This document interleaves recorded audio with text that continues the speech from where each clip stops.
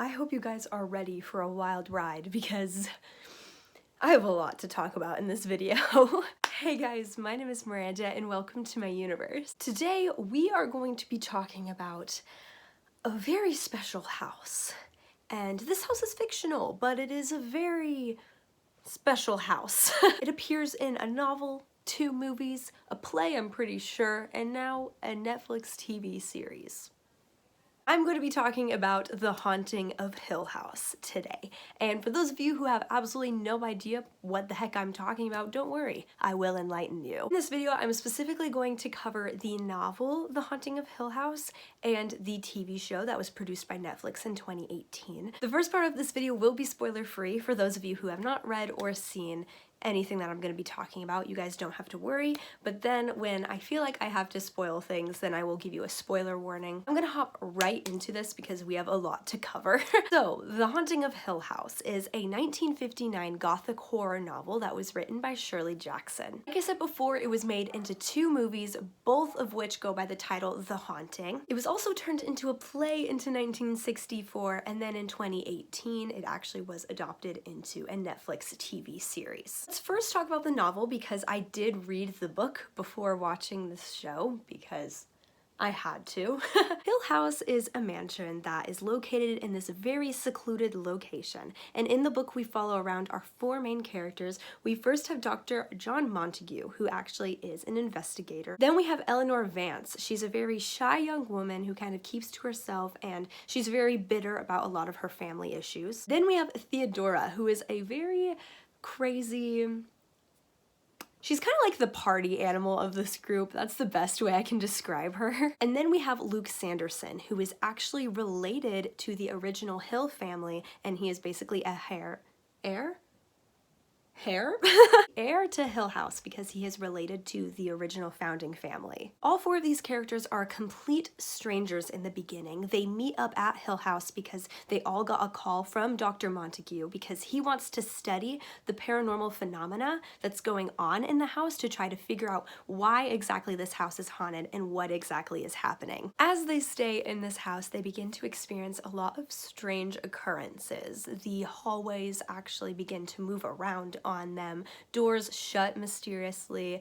People knock on the doors and the walls all the time. So throughout the whole entire book, they're kind of plagued by these ghosts, but you don't really ever see any ghosts. Therefore, you don't really know if they are actually physically being haunted by things or if it's all in these characters' minds and they're just going crazy because of the seclusion in this house. The novel was actually inspired by real-life investigators who actually went to a house that they thought was haunted, and they spent a week there to try to figure out what they could find out and what studies they can conduct to see what exactly makes a place haunted. Shirley Jackson did a lot of intense research before she actually started writing this novel. She found an article online, or no, not online, in the newspaper.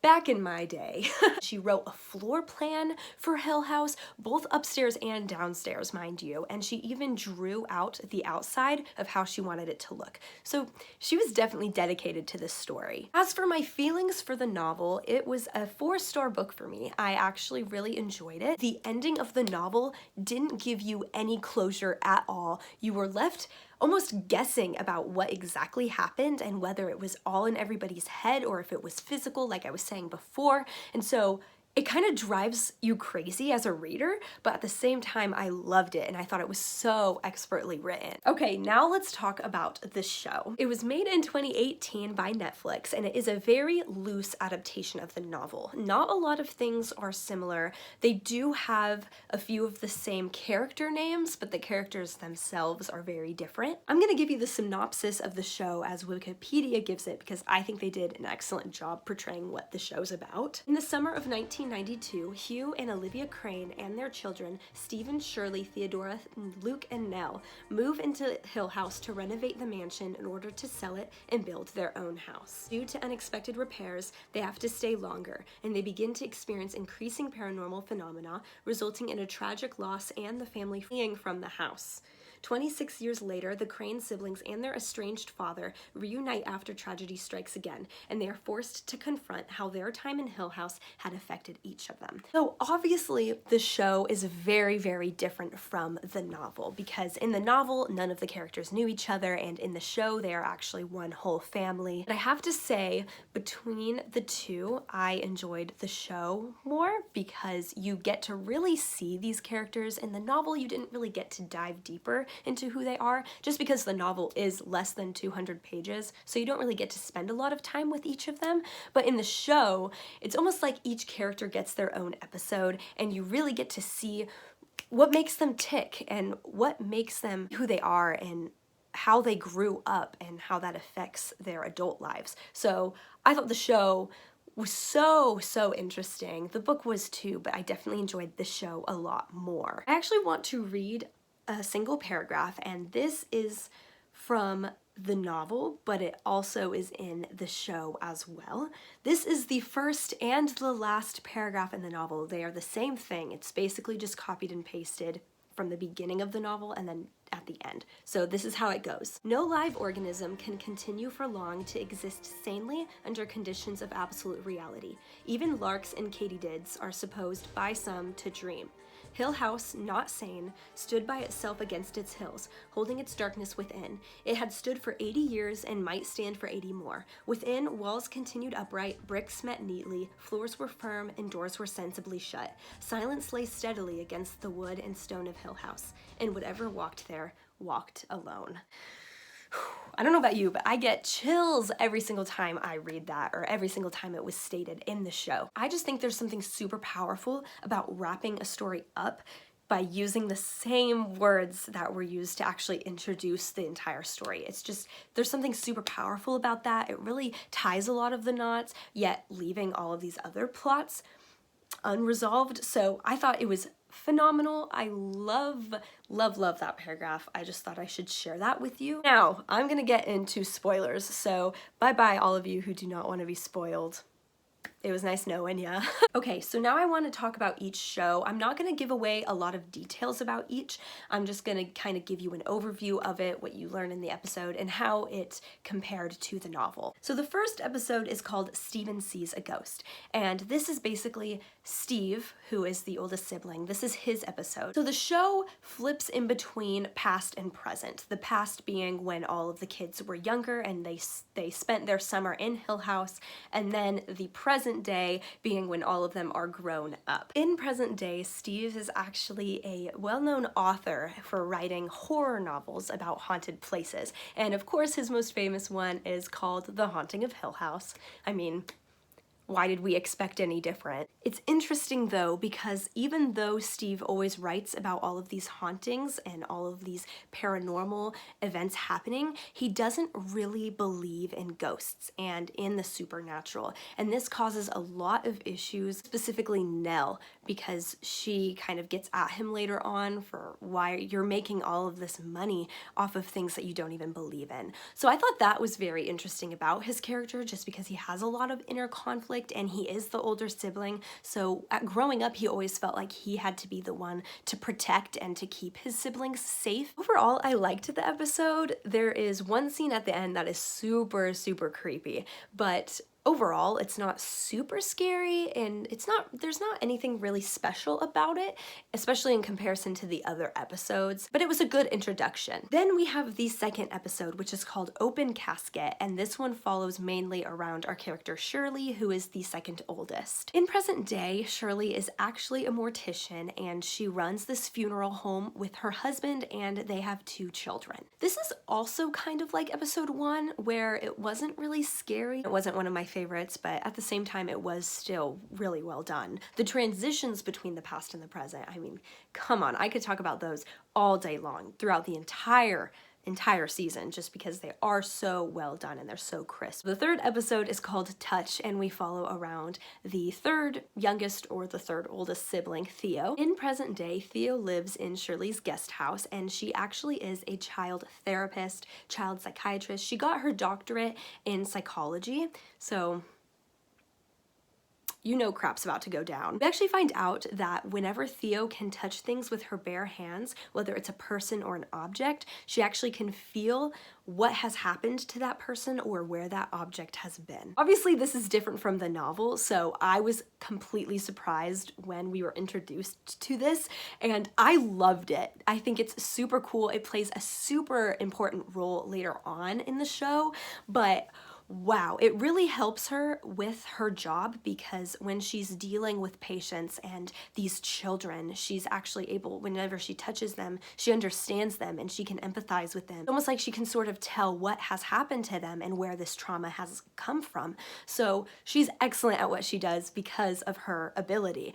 And it's kind of supernatural, kind of really cool. I don't know. I love Theo. This episode was very, very excellent. Then we go on to the 4th episode, which is called The Twin Thing. We follow around Luke, who is the 2nd youngest, and he is Nell's twin. In present day, Luke has a lot of issues. Actually, throughout his entire life, he had a lot of issues. When he was younger, he had this friend named Abigail, and none of his family believed that she was real. They all thought that she was just imaginary. And so as Luke was growing up, he got really frustrated that none of them really believed him. And Nell, who is his twin, she was the only one who could really feel what he was feeling and understand, and she really was the one who believed him, and Theo believed him just because of her ability. As he grows up, Luke actually ends up getting addicted to drugs, and in the present day, he is 90 days clean, and he is getting his treatment done, so he's really fighting, and he's getting there, and I love him. I really did like this episode. It actually, in my opinion, I think it was the saddest episodes because Luke experienced so much trauma and so much happens to him. And just with the bowler hat guy, because that's what I call him anyway, he's the ghost of the house that haunts Luke. He's very, very tall, he floats around, and he has this really large stick, and he stole Luke's bowler hat, and so now he just wears it all the time. And so that's the ghost that haunts Luke, and it's just so terrifying. He is so scary. Him and Nell, both of their stories are definitely my favorites in this series. Then we have episode number 5, which is called The Bent Neck Lady. And this is about, of course, the last of the siblings, Nellie. Now this episode is one of my favorite episodes ever, just because Luke's episode was really sad, but Nell's episode was incredibly scary. And of course, this episode was the one that I watched by myself, so you can only guess how that went down. As a child, Nell was haunted by someone who she called the Bent Neck Lady, and she always appeared when Nell was experiencing sleep paralysis. As she grows up, Bent Neck Lady continuously comes back to Nell, but then when she actually gets married, she stops getting haunted by this weird ghost thing. Then, in present day, something happens and she is now alone. She doesn't have her husband anymore, and the Bent Neck Lady comes back. This is the episode where we actually find out how Nell dies, because Nell does die in the first episode. I figured I wouldn't say anything though, just because I didn't want to spoil a lot, but I already gave you a spoiler warning, so I guess I could have. We find out that Nell is dead by the end of episode 1, and then in episode 5 is when we actually find out what the heck happened to her. She basically went back to Hill House, and the ghosts tormented her without really making Nell know it. Like, Nell was being tormented when she really didn't know it, and she felt really safe in Hill House. But then, of course, she ended up dying, and she actually got hung. And at the very end of the episode, this part is so crazy. We actually find out that she is the Bent Neck Lady, that Nell is the one who was always tormenting her as a child, because in the future, she would turn out to be one of the ghosts in Hill House. And when you're a ghost of Hill House, you haunt people. That's just what you do. There actually is a theory, I thought this was pretty interesting and I thought I should share, that when Nell experiences the Bent Neck Lady, it is supposed to represent depression and how she would eventually kill herself. But then when she gets married, it's almost like that gets cured and she stops and her life kind of goes down a different path, a more positive path. Then once her husband is out of the picture, Nell then gets thrown back into this chaos and her life begins to fall apart again, basically. And so then that leads to her killing herself and becoming the ghost. Anyway, thought that was interesting. Kudos to Andreas, who actually told me about that theory, and for basically getting me wrapped up in this mess. thank you. Right, now on to the 6th episode called Two Storms. This one is amazing, this episode.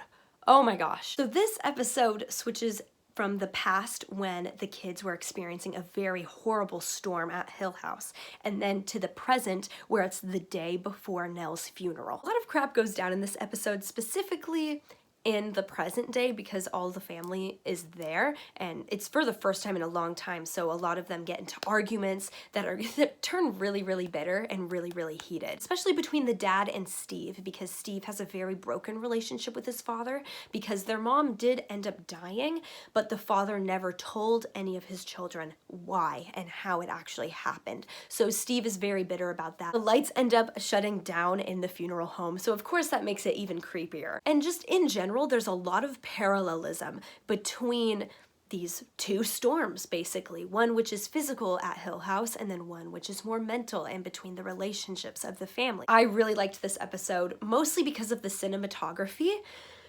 Oh my gosh. The way that they shot these scenes is so beautiful. Within the first 50 minutes of this episode, there was only 3 distinct cuts in the film. That creates a whole new experience within itself because the actors and actresses have to just go. There's no break in it, and it was so amazing. Now on to the 7th episode, which is called Eulogy. During this episode, the present day is on Nell's funeral day, and the past. We actually learn a lot about the mom in this episode in the past. We begin to understand that she was kind of going crazy, but we didn't really know if it was the house making her go crazy or whether it was a mental illness that she had. We never really get that closure, by the way. We always are kind of just in the dark about everything, which is very similar to the novel, which I love. We learn about kind of how the house became so haunted, and we learn about the different effects of people throughout its history and how it has really changed people or made people go crazy. This episode was really good too. Not super creepy, but it was very enlightening, and that's what I really loved about it. And the 8th episode, which is Witness Marks. I have to say this is also one of my favorite episodes just because we learn a lot about Steve, and I love Steve. He's not one of my favorite characters, but he is super well developed and very realistic, if anything is realistic in this storyline, which it isn't. Basically, Steve realizes that this whole entire time, even though he has thought that he was the only sane one and he never believed in ghosts, he never saw anything, his dad actually talks to him and tells him, like, hey, Steve, in your books, especially the one where he actually wrote about Hill House, you write about this clockmaker. And this clockmaker, guys, it means a lot, this guy, this one character. He's such a small detail in the story, but he means so much because Steve writes about him in The Haunting of Hill House, but the dad says that there was never a clockmaker, and Steve always just saw this guy and he thought it was normal, but really Steve saw a ghost and he refused to believe it. He thought that he was going crazy because throughout his entire childhood he never saw ghosts, and then now as an adult he's starting to see some of the things that his siblings are experiencing, and so the dad kind of enlightens him about it, and he's like, yo, Steve, hate to break it to you, but nothing is as you thought it was. Another thing that happens in this episode is where Theo and Shirley are driving to Hill House together because everybody ends up at Hill House towards the end, let me just tell you right now. But Theo and Shirley get into this huge argument and they actually get a huge jump scare. It comes out of nowhere, you guys. Through the jump scare, Theo basically breaks down and she begins to talk to Shirley. During one of the earlier episodes, she actually touched Nell's dead body, and after that, she was never able to feel anything. And so that was super scary for her. And so she really talks to Shirley for the first time and kind of opens up about it and is like, hey, I know that I'm kind of crazy, but this is why I felt so much loneliness. And she goes through this whole entire monologue that is incredibly powerful, and it is a very accurate representation of loneliness and depression. So this episode, tons of things happen. I really loved it. Then we have the 9th episode, which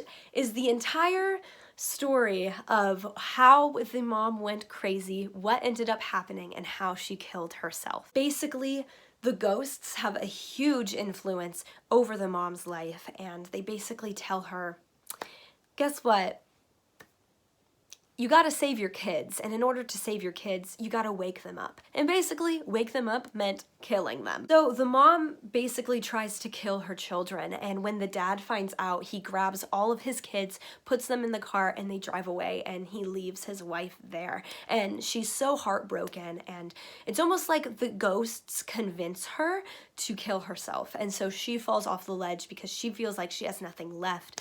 And so then the dad is left with all of his children, and he tries to keep them away from the reality of the situation because he doesn't want his children to know that their mom tried to kill them.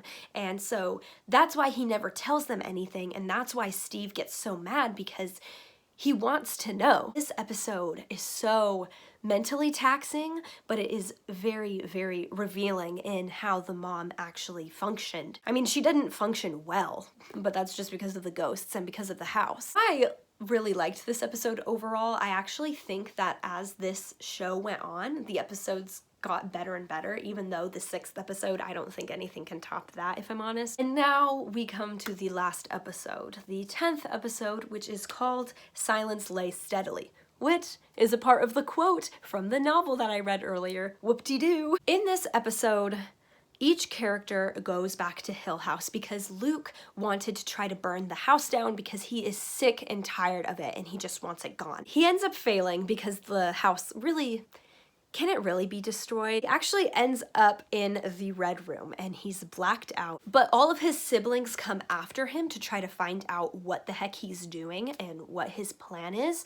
And so everybody ends up in the Hill House. They specifically end up in the Red Room. And basically what the Red Room is this room that none of the children could get into because it was locked and no key opened it up. But Luke ends up in the Red Room, and so everybody ends up in there and each one blacks out, and basically they see their worst nightmares come to life. What I think is super powerful about this episode, though, not even that it's just the ending, because I, for one, am a sucker for really good endings, but it also sheds a lot of light onto the family situations, and it really does bring a lot of closure for the characters. As each character goes through these nightmares or these hallucinations while they are blacked out, the person who saves them and brings them back to consciousness is Nellie. Nellie appears in each one of their minds and she brings them back, and so as each one wakes up, they begin to realize what's going on and they can't get out of the Red Room. They have realized that they are trapped in there. Nell actually ends up showing up as a ghost or a vision, or however you want to explain it, a spirit, whatever. And she basically tells this monologue about how she has always loved them and how even though they were a broken family, they still loved each other and it was always there and forgiveness was always there. And so it talks a lot about forgiveness, grief, sadness, depression, all of it. It just wrapped all of it up so well. I don't think I could ever be able to explain it. You just need to experience it for yourself. And then at the very end, the dad actually makes this bargain with his wife and says that he will die as long as his children could be set free from the house. And so the mom accepts that and the dad sacrifices himself for his kids. So then at the very end, the house still is standing. It never was destroyed, and all of the people who had died in the house actually end up kind of living in peace. It's like this house is their home. So it was a really sweet ending, a very happy ending. But this show, oh my gosh, like, I don't want to say that it changed my life, but I honestly do think that it changed my life. It spoke volumes against so many hard emotions that are so complex and super hard to deal with as human beings, but they represented them so accurately and with so much power. And then at the end, you have this happy ending and you have this beautiful resolution. And so it's like, you can get peace no matter how much torment you go through. And I think it was so well done. And even though it was completely different than the novel, I already knew that going into it and I didn't care. And I thought it was much better than the novel because it actually, even though you didn't really get to understand what the house is exactly, you get that revelation of all these emotions and you get that closure. And I don't know, I just thought it was amazing. So for those of you who are wanting to read the novel or watch the show, go do it right now, please. All right, that's basically Hill House for ya. Thank you all so much for watching, and a special thanks to my friend Andreas for suggesting that I even see the show and even read the book. Like, honestly, none of this would be possible. None of this would have happened without you. So thank you so much. And with all that being said, I love you all. Please be safe, make good choices, and I will definitely see you next time. Bye!